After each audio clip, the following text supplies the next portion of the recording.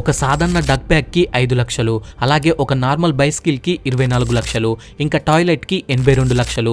ఇలా సాధారణమైన వస్తువులను ఇంత ప్రైస్ పెట్టి కొనేలా చేసిన బ్రాండ్ ఏదో మీకు తెలుసా? అదే లూయిస్ విటాన్. ఇలాంటి ఒక హ్యూజ్ మార్కెట్ ని లూయిస్ విటాన్ ఎలా సంపాదించుకుంది? 13 ఏళ్ల కుర్రాడు లూయిస్ విటాన్ ని ఎలా స్థాపించాడు? అసలు ఈ కథ ఎక్కడ మొదలైంది? ఇంతలా ఎలా సక్సెస్ఫుల్ అయ్యింది? ఇలాంటి ఎన్నో క్వశ్చన్స్ కి సమాధానాలు ఈ వీడియోలో మనం తెలుసుకుందాం. మరి ఇంకెందుకు ఆలస్యం, let's start our today's episode. 2014లో ఒక యూజర్ లూయిస్ విటాన్ పై ఒక పోస్ట్ చేశాడు. అందులో ఏముంది అంటే 19th అండ్ 20th సెంచరీ కన్నా ముందు లూయిస్ విటాన్ వాళ్ళ దగ్గరికి వచ్చే వైట్ క్లయింట్స్ ని ఎంటర్టైన్ చేయడానికి బ్లాక్ ఆఫ్రికన్స్ ని ఎగ్జిబిషన్ లో బొమ్మలను పెట్టినట్టుగా పెట్టేవారని, అది ఎలా అంటే జూలో జంతువులను పెట్టి మిగతా వాళ్ళు వాటిని చూసి ఎలా ఎంటర్టైన్ అవుతారో అలా. 2014లో ఆ పోస్ట్ లో మీరు క్లియర్ గా చూడవచ్చు. ఈ పోస్ట్ చాలా త్వరగా వైరల్ అయిపోయింది. ఇంకా పెద్ద పెద్ద సెలబ్రిటీస్ ఆ పోస్ట్ ని రీపోస్ట్ చేయడం చేశారు. ఇది ఇలా ఉంటే లూయిస్ విటాన్ ఏమని ఆరోపణ చేసింది అంటే వరల్డ్ వార్ 2 సమయంలో లూయిస్ విటాన్ ఒక ప్రాఫిటబుల్ కంపెనీ అని, ఇంకా అది కూడా ఫ్రాన్స్ మరియు ఇతర దేశాల బిజినెసెస్ అంతగా పర్ఫామ్ చేయనటువంటి సమయంలోను. అది ఎలానో లూయిస్ విటాన్ 150 ఇయర్స్ కంప్లీట్ చేసుకున్న సందర్భంగా రిలీజ్ చేసిన బుక్ లో రాసి ఉంది. లూయిస్ విటాన్ గ్రాండ్ సన్ అయిన గాస్టన్ విటాన్ వార్ టైంలో వాళ్ళ బిజినెస్ ని సేవ్ చేయడానికి బ్రిలియంట్ గా నాజీ జర్మనీస్ తో కలిసి బిజినెస్ ని ఎక్స్పాండ్ చేయడానికి వారి కోసం ఇప్పుడు మీకు స్క్రీన్ పై కనిపిస్తున్నటువంటి బ్యాగ్స్ ని రెడీ చేసి ఇచ్చాడు. ఇలా ఒకానొక సమయంకి వచ్చేసరికి నాజీస్ వార్ టైంలో అన్ని షాప్స్ ని మూసివేస్తే లూయిస్ విటాన్ షాప్స్ కి మాత్రం పర్మిషన్ ఇచ్చి ఓపెన్ లో ఉంచేవారు. ఇంకా ఇదే బుక్ లో ఏమని ఉంది అంటే యాంటీ జూ ఫ్రాన్స్ గవర్నమెంట్ యొక్క హిడెన్ ఆఫీస్ ఉన్న చోట లూయిస్ విటాన్ యొక్క ఒక పర్టికులర్ స్టోర్ కూడా ఉంది అని, అవి రెండు కూడా సేమ్ బిల్డింగ్ లో ఉన్నాయని రాసి ఉంది. ఇవన్నీ కాంట్రవర్సీస్ అండ్ అలిగేషన్స్ ని పక్కన పెడితే అసలు లూయిస్ విటాన్ ఇంత పాపులర్ అండ్ ఫేమస్ అవ్వడానికి కారణం లూయిస్ విటాన్ వారి బ్రాండ్ పట్ల తీసుకునే కేరే. లూయిస్ విటాన్ వారి యొక్క బ్యాగ్ బటన్స్ ని అలాగే జిప్స్ ని మాన్యువల్ గా 5000 టైమ్స్ కి ఎక్కువగానే ఓపెన్ అండ్ క్లోజ్ చేసి టెస్ట్ చేసేవారు. లూయిస్ విటాన్ లో తయారు చేసే ఏ ప్రొడక్ట్ అయినా ఎంత కేర్ఫుల్ గా అండ్ క్వాలిటీగా రెడీ అవుతుంది అంటే సపోజ్ ఒక బ్యాగ్ రెడీ అవ్వడానికి 20 నుండి 30 రోజుల సమయం పడుతుంది. అంతేకాదు లూయిస్ విటాన్ లో తయారు చేసే ఏ బ్యాగ్ అయినా హ్యాండ్ మేడే. సూయింగ్ మిషన్స్ లాంటివి తప్ప ఇంకా ఎలాంటి పెద్ద మిషన్స్ వాడరు. ఇలా బ్యాగ్ పై మైనర్ డీటెయిల్స్ పై వర్క్ చేయడానికే 8 రోజుల సమయం పడుతుందంట. ఇలా చిన్న చిన్న విషయాల్లో కూడా చాలా కేర్ఫుల్ గా ఉండడం ఒక చిన్న కంపెనీకి అయితే సాధ్యపడదు. అయితే లూయిస్ విటాన్ 2021లో 64.2 బిలియన్ యూరోస్ రెవెన్యూ కలిగి ఉన్న కంపెనీగా గుర్తించబడింది. కానీ ఈ కంపెనీ ఏ స్టేజ్ నుండి మొదలైంది అంటే తినడానికి తిండి, తాగడానికి నీరు కొనుక్కోవడానికి కూడా ₹1 లేనటువంటి స్థాయి నుండి. ఈ స్టోరీ మొదలైంది 1835లో. లూయిస్ విటాన్ అనే ఒక 16 ఏళ్ల కుర్రాడు అతని సవితి తల్లి చేత అత్యాచారానికి గురయ్యి ఇంట్లో నుంచి దాదాపుగా 469 కిలోమీటర్ల దూరంలో ఉన్న ప్యారిస్ కి పారిపోయాడు. ఇక్కడికి రీచ్ అయ్యేలోపు అతనికి 2 సంవత్సరాల సమయం పట్టింది.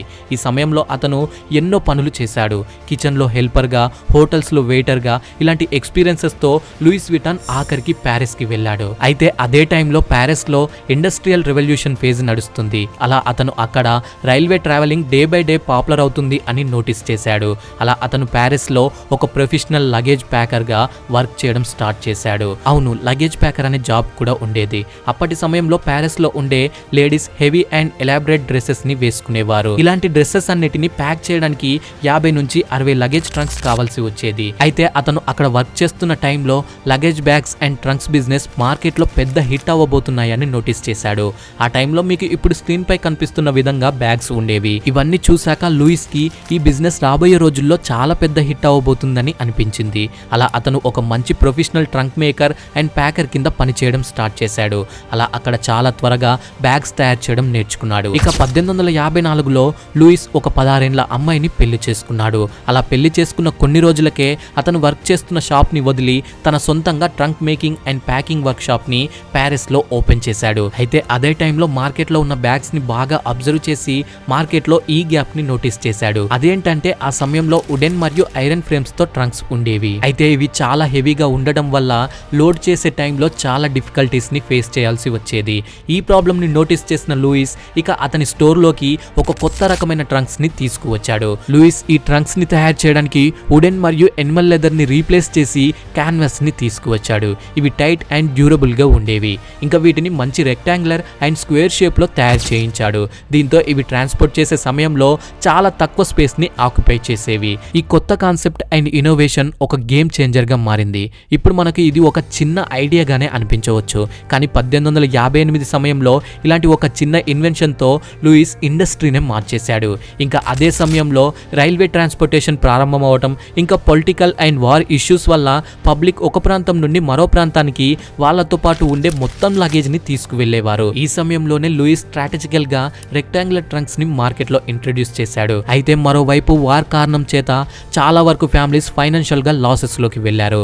ఇలా వార్ వల్ల ఫ్యూచర్ అన్ప్రెడిక్టబుల్ గా మారిపోయింది. అయితే ఇలాంటి పర్ఫెక్ట్ ట్రంక్స్ నెపోలియన్ యొక్క థర్డ్ వైఫ్ అయిన యుజీనా క్వీన్ కి చాలా బాగా నచ్చాయి. దీంతో ఆవిడ లూయిస్ ని పర్సనల్ బాక్స్ మేకర్ గా ఉండమంది. ఇలా ఇక్కడి నుండి లూయిస్ కథ మరో లెవెల్ కి వెళ్లిపోయింది. క్వీన్ ఎంప్రెసెస్ యుజీనా ఒకసారి ఈజిప్ట్ లోని స్విస్ కెనాల్ ఓపెనింగ్ కి అటెండ్ అవ్వడానికి వెళ్ళినప్పుడు ఆవిడ తనతో పాటు లూయిస్ ట్రంక్స్ ని కూడా తీసుకువెళ్ళింది. అయితే ఇక్కడే లూయిస్ కథ మారిపోయింది. All of sudden trunks international hit అయ్యాయి. అది ఎలా అంటే ఆ ఓపెనింగ్ కి రష్యా, ఈజిప్ట్, స్పానిష్ నుంచి వచ్చిన వాళ్ళంతా ఆ ట్రంక్స్ ని చూసి చాలా బాగా ఇంప్రెస్ అయ్యారు. వాళ్ళు కూడా లూయిస్ కి లాయల్ కస్టమర్స్ గా మారిపోయారు. అయితే ఈ సక్సెస్ లూయిస్ కి ఎంతకాలం ఉండలేదు. 1870లో ఫ్రాంకో ప్రెషన్ వార్ ప్రారంభమైంది. దీంతో రాత్రికి రాత్రే లూయిస్ తన ఫ్యామిలీతో ఫ్రాన్స్ కి ఎస్కేప్ అయ్యాడు.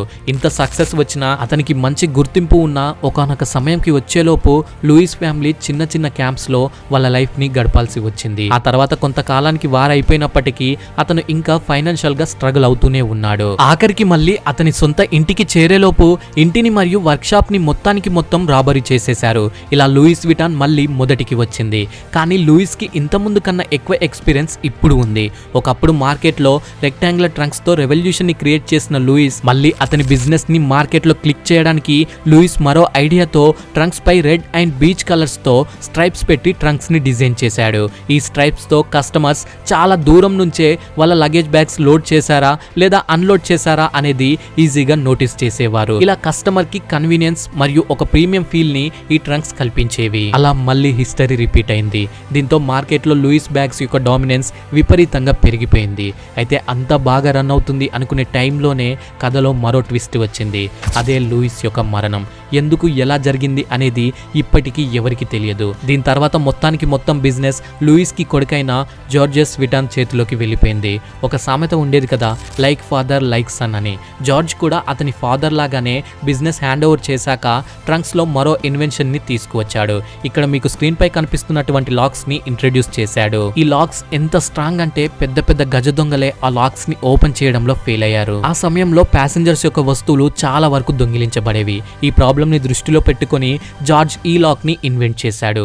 ఈ లాక్స్ చాలా స్ట్రాంగ్ గా ఉండటంతో Louis Vuitton trunks and bags మరోసారి మార్కెట్ లో బజ్ క్రియేట్ చేశాయి. దీంతో బ్రాండ్ పట్ల ప్రజలకు మరింత ట్రస్ట్ పెరిగింది. ఇలా చూస్తూనే యూరోప్ మొత్తం లూయిస్ విటాన్ స్టోర్స్ వ్యాపించిపోయాయి. జార్జ్ అతని ఫాదర్ కి గుర్తుగా కంపెనీకి LV monogram and floral pattern ని పెట్టాడు. ఫ్రెండ్స్, ఇప్పటి వరకు చూసుకున్నట్లయితే లూయిస్ విటాన్ మొదటి నుండే ఇన్నోవేటివ్ గా ఉండటం వల్ల ఫస్ట్ నుంచే కంపెనీకి మంచి పుష్ లభించింది అనే విషయం మనకు ఇక్కడ క్లియర్ గా తెలుస్తుంది. అయితే ప్రస్తుతం మార్కెట్ లోకి ఎన్నో సక్సెస్ఫుల్ లగ్జరీ కంపెనీస్ వచ్చినప్పటికీ ఇవాళకి లూయిస్ విటాన్ ఎలా నెంబర్ 1 పొజిషన్ లో ఉంది.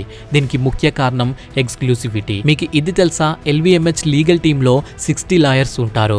అలాగే కంపెనీ ప్రతి సంవత్సరం దీనికి గాను $7 మిలియన్ ని స్పెండ్ చేస్తుంది. ఎప్పటికప్పుడు మార్కెట్ లో ఫేక్ ప్రొడక్ట్స్ తీసుకువచ్చే వారిపై లీగల్ యాక్షన్స్ తీసుకుంటారు. అండ్ క్వాలిటీ విషయానికి వస్తే భయంకరమైన లెవెల్లో రెగ్యులేట్ చేస్తారు. ఇలా బ్రాండ్ విషయంలో ఎక్స్ట్రీమ్లీ సీరియస్ గా ఉంటారు. మార్కెట్ లో ఎలాంటి బ్యాడ్ నేమ్ రాకుండా చూసుకుంటారు. మోస్ట్ MNCs కంపెనీస్ లా లూయిస్ విటాన్ చీప్ లేబర్స్ తో మ్యానుఫ్యాక్చర్ చేయించదు. మొత్తానికి మొత్తం మ్యానుఫ్యాక్చరింగ్ ప్రాసెస్ కేవలం ఫ్రాన్స్ లోనే జరుగుతుంది. ఇలా ప్రొడక్ట్స్ యొక్క క్వాలిటీ అలాగే కస్టమర్స్ ట్రస్ట్ ని మెయింటైన్ చేయడం ద్వారా ఎక్స్క్లూసివిటీ ఫీల్ వస్తుంది. అంతేకాక ఎల్వి వాళ్ళ కస్టమర్స్ యొక్క లాయల్టీని పొందడానికి మొబైల్ బ్యూటియోస్ కాన్సెప్ట్ ని తీసుకువచ్చింది. కోవిడ్ టైంలో పబ్లిక్ బయట తిరగడానికి భయపడుతున్న సమయంలో ఇలా కస్టమర్స్ యొక్క అపాయింట్మెంట్స్ తీసుకొని వాళ్ళకి కావాల్సిన ప్రొడక్ట్స్ ని డైరెక్ట్ గా ఒక వెహికల్ తో కస్టమర్ ఇంటి ముందుకే తీసుకువచ్చేవారు. కస్టమర్ కి ఇలా తన ఇంటి దగ్గరనే స్టోర్ కి వెళ్లి షాపింగ్ చేసే ఫీల్ ని కలగజేసేవారు. ఇంకా లూయిస్ విటాన్ ప్రొడక్ట్స్ ని మీరు ఎప్పుడు సేల్ లో చూసి ఉండరు. లూయిస్ విటాన్ లో ఉండే ప్రతి ప్రొడక్ట్ కి ఒక సేల్ టార్గెట్ ఉంటుంది. ఒకవేళ ఆ టార్గెట్ రీచ్ అవ్వకపోతే వాటిని ఏ మాత్రం సేల్ లో పెట్టరు, వాటిని డిస్ట్రాయ్ చేస్తారు. దీంతో ఎల్వి ఎప్పుడు కూడా ఒక ప్రీమియం బ్రాండ్ గానే మనకు మార్కెట్ లో కనిపిస్తుంది. ఎల్వి ఎంత వెల్ ప్లానెడ్ బిజినెస్ బిజినెస్ అయినప్పటికీ మీరు ఈ ఫ్యాక్ట్ వింటే ఖచ్చితంగా షాక్ అవుతారు. ఇప్పటికీ లూయిస్ విటాన్ యొక్క ఫ్యామిలీ మెంబర్స్ కాకుండా ఎల్వీని ఒక అవుట్ సైడర్ రన్ చేస్తున్నాడు. 1980లో ఎల్వీ బిజినెస్ విటాన్ ఫ్యామిలీ నుండి ఒక అవుట్ సైడర్ కి వెళ్ళిపోయింది. ఇంట్రెస్టింగ్లీ ఈ అవుట్ సైడర్ చేసిన ఒక మూవ్ వల్ల బిజినెస్ డబుల్ అయ్యింది. అయితే జార్జ్ విటాన్ కి 3 కొడుకులు ఉండేవారు. ఇలా 3కి బిజినెస్ అప్పచెప్పడానికి అతనికి భయం ఏంటంటే ఆ తర్వాత ఏమైనా వాళ్ళకు క్లాషెస్ వచ్చి బిజినెస్ ఎక్కడ డౌన్ అయిపోతుందో అని. దీంతో వాళ్ళకి 3కి బ్రదర్ ఇన్ లా అయిన హెన్రీ రీకైమర్ కి బిజినెస్ ని హ్యాండిల్ చేశాడు. హెన్రీ రీకైమర్ వచ్చిన తర్వాత ఎల్వీ యొక్క డిస్ట్రిబ్యూషన్ సిస్టమ్ ని స్టడీ చేసి ఏం నోటీస్ చేశాడు అంటే బ్యాగ్స్ యొక్క 100% ప్రాఫిట్ రీటైలర్స్ కే వెళ్తుంది అని. అది ఎలా అంటే 1 లక్ష రూపాయల బ్యాగ్ ని 2 లక్షలకు అమ్మినప్పుడు ఈ రీటైలర్స్ ఎలాంటి షేర్స్ ని ఎల్వీ మ్యానుఫ్యాక్చర్ కి ఇవ్వడం లేదు. ఇలా మిగతా కంపెనీస్ తో కంపేర్ చేస్తే ఎల్వీకి రీటైలర్స్ నుండి చాలా తక్కువ అమౌంట్ ఆఫ్ ప్రాఫిట్స్ వస్తున్నాయి. దీంతో హెన్రీ వెంటనే వెర్టికల్ ఇంటిగ్రేషన్ స్ట్రాటజీని తీసుకువచ్చాడు. ఇలా చేయడంతో మిగతా లగ్జరీ బ్రాండ్స్ యొక్క ప్రాఫిట్ మార్జిన్ 15 to 20% ఉంటే ఎల్వీ యొక్క ప్రాఫిట్ మార్జిన్ 40% గా మారింది. యాక్చువల్లీ ఇది డబుల్. అసలు వర్టికల్ ఇంటిగ్రేషన్ అంటే ఏంటో చూద్దాం. వర్టికల్ ఇంటిగ్రేషన్ లో కంపెనీలో జరిగే టోటల్ ప్రాసెస్ ని కంపెనీ తన చేతుల్లోకి తీసుకుంటుంది. మెటీరియల్ డిస్ట్రిబ్యూషన్ నుండి ప్రొడక్ట్ కస్టమర్ కి రీచ్ అయ్యేంత వరకు మొత్తం రెస్పాన్సిబిలిటీని కంపెనీయే తీసుకుంటుంది. ఇలా ఎల్వీలో రీటైలర్ కి మిడిల్ మ్యాన్ కి ప్రాఫిట్ షేరింగ్ లో చోటు లేకుండా పోయింది. ఈ స్ట్రాటజీ స్పెషల్లీ లూయిస్ విటాన్ కి అయితే చాలా బాగా వర్కౌట్ అయింది. దీంతో ఎల్వీ ప్రాఫిట్ మార్జిన్ పెరిగిపోయింది. అలాగే brand control, overall quality control and brand యొక్క goodwill maintain Louis Vuitton చేతుల్లోకి వచ్చింది. సర్ప్రైజింగ్లీ ఈ ఐడియా ఒక అవుట్ సైడర్ కి రావడం, అది బ్రిలియంట్ గా వర్క్ అవడంతో అప్పటి నుండి ఇప్పటి వరకు ఎల్వీ ఒక అవుట్ సైడర్ చేతుల్లోనే ఉండిపోయింది. ఇంకా ఫ్రెండ్స్, మొదట్లో మనం మాట్లాడుకున్న ఆ హ్యూమన్ జూ ఎలిగేషన్ పై యుఎస్ఏలో ఇప్పటికీ ఎలాంటి సాలిడ్ ఎవిడెన్స్ లేదు. సో ఫ్రెండ్స్, దీనిపై మనం ఎలాంటి ఫైనల్ కామెంట్ చేయడానికి లేదు. ఓకే ఫ్రెండ్స్, ఈ వీడియోకి ఇంతే. ఈ వీడియో మీకు నచ్చినట్లయితే వీడియోని లైక్ చేయండి. అలాగే ఇలాంటి మరిన్ని ఇంట్రెస్టింగ్ అండ్ ఇన్ఫర్మేటివ్ వీడియోస్ కోసం ఛానల్కి సబ్స్క్రైబ్ చేసుకోండి. Thank you for watching.